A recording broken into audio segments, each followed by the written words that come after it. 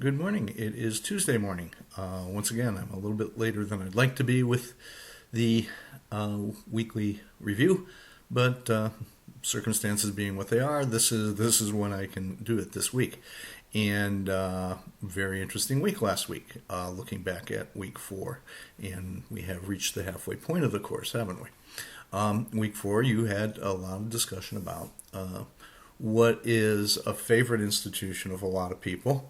Starbucks, and phenomenally successful organization. And what we talked about in the week was this whole idea of core competency. And I think most people have a very good understanding of what that is. But I did notice sometimes there was a little bit of a gray area of what we meant by competency versus a value. And also, what do we mean by a value versus creating value? Different definitions for the same word, right? A value is a principle. And in fact, for my money, the way I put it is frequently, and I've done when I've done strategy development with companies, is when we talk about corporate values, what we talk about there is saying that this is a principle, a behavior.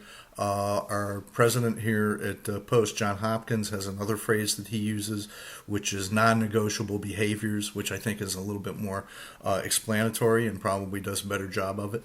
But the thing is, a value or a non-negotiable behavior is something that you just don't violate. And the real test in business is a value is something that cannot be compromised for financial gain. Okay? Even if we could make a lot more money by doing something a way that's outside our value set, we're not going to do it because it's outside our value set. Okay? It is indeed a non-negotiable behavior. And sometimes we confuse that with a core value with a core competency. A core competency is something that our organization does singularly well. It's something that we do that really we do so well that we can build most of our business model, or at least our product offering model, our service offering model, around that specific competency. Competency being something you do, right? It's something you know how to do. We know how to do this very well. And I think to several of you, I wrote back or challenged you a little bit in your discussion about core competency, saying, bringing up the example that I frequently do, which is of Honda. Honda is a corporation that does have a core competency, and that's internal combustion engines, small internal combustion engines, from cars to motorcycles to snowblowers to lawnmowers to generators. Just about everything Honda does has a small internal combustion engine. Now, are they going to have to move away from that as technology changes? Probably, but then maybe we'll say that their opportunity is to evolve their core competency, say, into power sources. But that, for the moment, is something we would talk about. And we, I think, saw, in some cases I did ask people about Starbucks, is the core competency the coffee or the coffee shop? What do they do singularly well? So that was a very interesting discussion. I'm really appreciative of the amount of sheer participation that people were putting in. There's over 100 entries in that discussion board every week, which is kind of fun. I mean, I enjoy it. I'm sorry if I do not get to every one of you directly. I hope I do get to everybody indirectly. Sometimes I will get roped into a discussion with one individual if something is really developing. Please, one thing I've noticed that many people do, but sometimes people don't read just the things that are in your thread. Surf around that discussion board. See what other people are talking about. See how other conversations are going. It may offer you some real insights and some real thoughts that maybe have not occurred to you. And just as I say a lot of times when I ask you not to write the discussion question into the post, or not to write the assignment question into the paper, I'm looking to have you find opportunities to expand your way of thinking about things. And sometimes if we just stay within that thread or stay within that context of that question, we don't think outside. Okay? I'm not going to say the obvious phrase because I'm tired of that one. We want you to think expansively, okay, about issues, about things. This week, we're going to go and move into something a little different. We're going to talk about organizational life cycles. And organizations, just like anything else, and organization cultures in particular, have life cycles. Organizations behave differently when they're brand new. They behave differently when they're mature. They behave differently when they're in decline. And the example we give you this week to discuss and to examine is one that, well, maybe for me it's been an interesting thing. And again, probably a factor of my age. When I first encountered this company, it was dominant. Now it's a dying entity. And what killed it? That's one thing for us to discuss this week.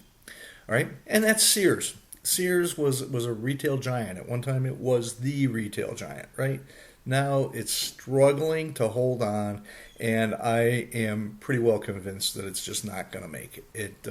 It's a shell of what it was in its heyday.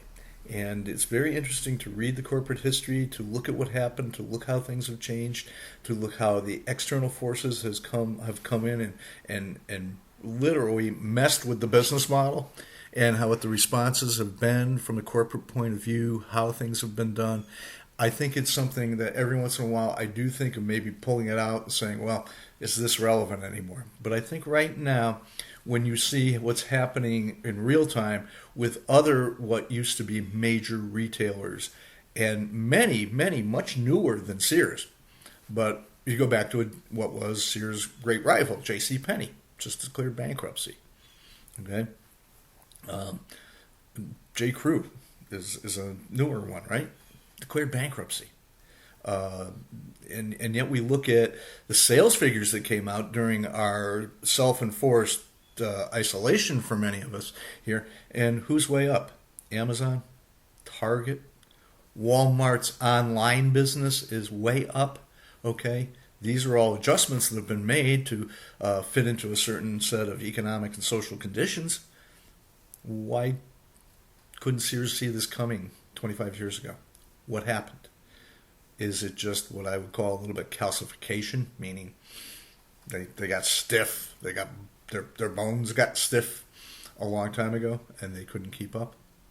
Very interesting thing to study. Take a look at it. You'll get a little bit of picture into the world of venture capital, some financial engineering is what we used to call it. And again, how cultures dominate activity. And yet cultures, we want people to understand, do have a life cycle, and that's very important. All right? I will, again, try to do what I have tried successfully last week. I hope I can make it again this week, is I'm going to try to get all the discussions graded today because you need them to be able to work with. I will try to get the assignments, those PowerPoints, graded tomorrow. So again, before you go into the next type of analytical assignment, that you have something to base your work on and continue making the improvements you want if you have. Thank you very much for taking, so many of you have taken advice that I've given you and implemented it, and things are getting better. So again, thanks for taking the time. Please continue to take the time to watch these. As we get near the end, you will get some more instructions on what to do and how to do things at the end of the course. And if you're not watching the videos, you're going to miss it. That's pure and simple. Not a threat. It's just how it happens. Okay? Told everybody in the beginning this is where a lot of communication will be done. And I think I've lived up to my end of the bargain. So thank you very much. Okay? Thank you again. And I'm looking forward to the first week of the second half of the course. Thanks very much.